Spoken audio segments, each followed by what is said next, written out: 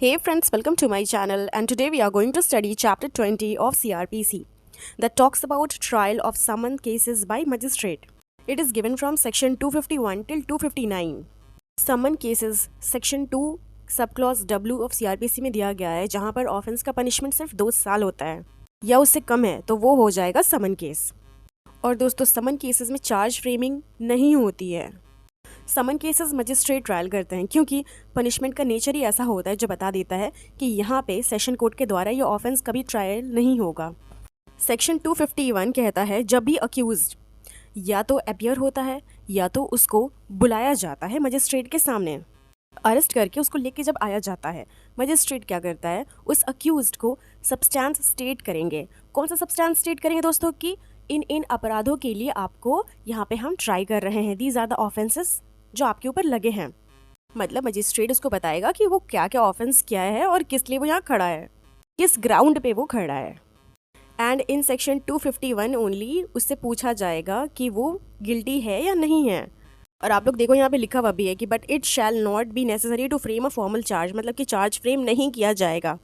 ये समन ट्रायल ही है जहाँ पे चार्ज फ्रेम नहीं किया जाता है। Without charge framing only accused is asked कि क्या आप गिल्टी फील करते हो या नहीं। सेक्शन 252 में उसका कन्विक्शन हो जाएगा अगर वो मान लेता है अपनी गिल्टी को कि हाँ भाई मैंने अपराध किया है। अब अगर वो कह देता है that I am not guilty, okay, तो वहाँ पे सेक्शन 254 में रिकॉर्ड किया जाएगा प्रोसिक्यूशन एविडेंसेस, और यहाँ पे उसे बोला जाएगा कि अगर आप अपने डिफेंस में कुछ एविडेंस देना चाहते हैं तो दीजिए। जो भी जजमेंट होगा या तो वो एक्विटल होगा या तो उसे कन्विक्ट किया जाएगा सेक्शन 225 में।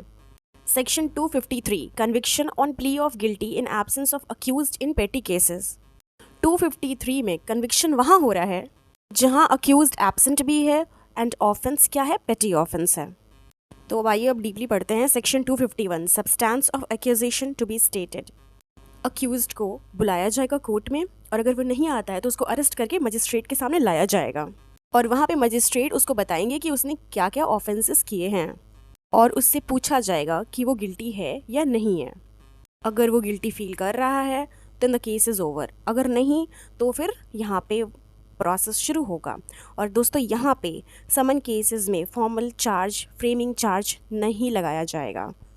समन केसेस में framing charge is not necessary. Section 252 conviction on plea of guilty.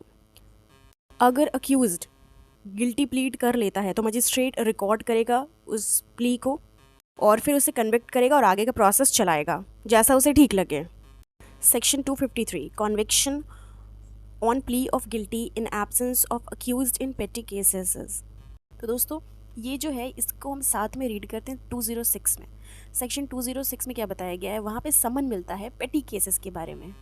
तो सब क्लॉज 1 कहता है जब समन इशू हो चुका है सेक्शन 206 में और अक्यूज्ड गिल्टी प्ली करना चाहता है तो वो मजिस्ट्रेट के सामने आए बिना भी कर सकता है। अक्यूज्ड मजिस्ट्रेट को फाइन दे सकता है बाय पोस्ट और बाय मैसेज और बाय लेटर, जिसमें उसकी प्ली और अमाउंट ऑफ फाइन होगी। सेकेंड सब क्लॉज कहता है अक्यूज्ड के एब्सेंस में भी मजिस्ट्रेट उसे कन्विक्ट कर सकता है on his plea of guilty. Accused ने अपने वकील साहब मतलब प्लीडर को ऑथराइज़ किया है कि आप कोर्ट जाइए, मेरे साइड से आप फ़ाइन दे दीजिए और अपीयर हो जाइए। तो मजिस्ट्रेट प्ली रिकॉर्ड करेगा वर्ड्स में जो भी प्लीडर बोलेगा, और उसके बाद अपनी डिस्क्रिशन मतलब कि जो भी उसे ठीक लगता है वो करे बोलेगा और अक्यूज्ड को कन्विक्ट कर देगा। सेक्शन 254 बात करता है प्रोसीजर व्हेन नॉट कन्विक्टेड। तो पहला सब क्लॉज कहता है कि अगर मजिस्ट्रेट अक्यूज्ड को कन्विक्ट नहीं करता है अंडर सेक्शन 252 या 253, देन मजिस्ट्रेट प्रोसिक्यूशन को सुनेगा और उसका एविडेंस लेगा। जो भी वो अपने डिफेंस में कहना चाहता है या विटनेस को लाना चाहता है बुला सकता है। सेकंड सब क्लॉज में मजिस्ट्रेट जैसा चाहे इशू समन कर सकता है किसी भी विटनेस को ताकि वो कोर्ट में अटेंड हो सके, और अगर कोई डॉक्यूमेंट भी साथ में लाना चाहता है अक्यूज्ड के डिफेंस में तो ला सकता है। सब क्लॉज 3 बताता है विटनेस के आने जाने की जो भी एक्सपेंस होगी वो प्रोसिक्यूशन पार्टी देगा, मतलब कि जो भी अपने डिफेंस के लिए डिफेंस विटनेस के लिए उसे बुला रहा है वो उसका खर्चा उठाएगा आने और जाने का कोर्ट तक। 55 एक्विटल और कन्विक्शन। तो पहला सब क्लॉज बोलता है कि मजिस्ट्रेट पास कर सकता है एक्विटल ऑर्डर तब जब उसको सारी की सारी एविडेंसेस मिल जाएगी, जो कि हमने अभी सेक्शन 254 के सब क्लॉज 1 में बात की थी।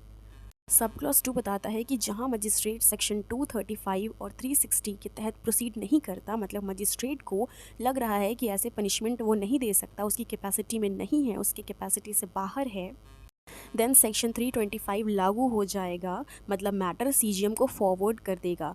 325 में जो भी मैटर होता है वो फॉरवर्ड कर दिया जाता है सीजीएम को।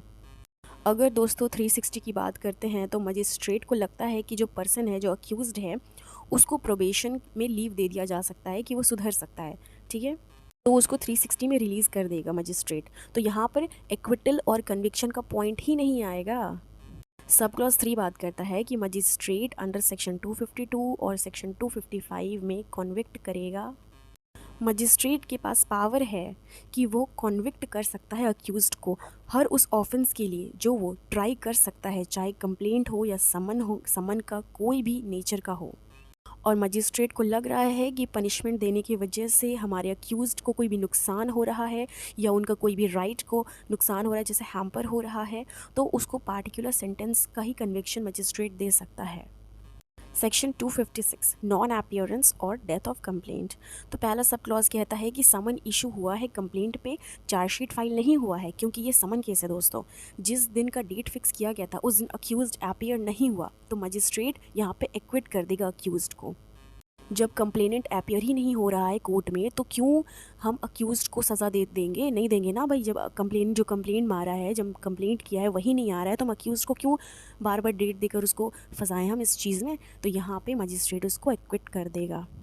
प्रोवाइज़ो कहता है कि अगर कंप्लेनेंट केस में अपीयर नहीं हुआ, केस को प्रोसीड किया जा भी सकता है अगर कोई प्लीडर रिप्रेजेंट कर रहा है या मजिस्ट्रेट को लग रहा है कि पर्सनल अपीयरेंस कंप्लेनेंट की ज़रूरी नहीं है, मतलब प्लीडर के थ्रू उसका मामला चल सकता है, देन हम मैटर को कंटिन्यू कर सकते हैं और कंप्लेनेंट की अटेंडेंस को भी हम डिस्पेंस कर देंगे। हमेशा अक्यूज्ड की नहीं बल्कि कंप्लेनेंट की अटेंडेंस को भी हम डिस्पेंस कर सकते हैं।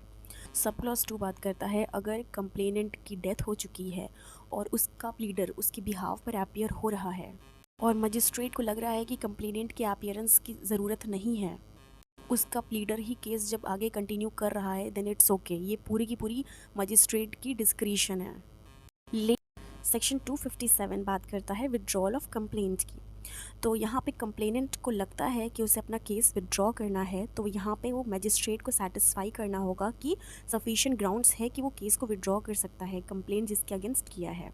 अगर मजिस्ट्रेट को लग रहा है कि हाँ सही में ग्राउंड्स नहीं मिल रही हैं, तो वो विड्रॉ कर सकता है।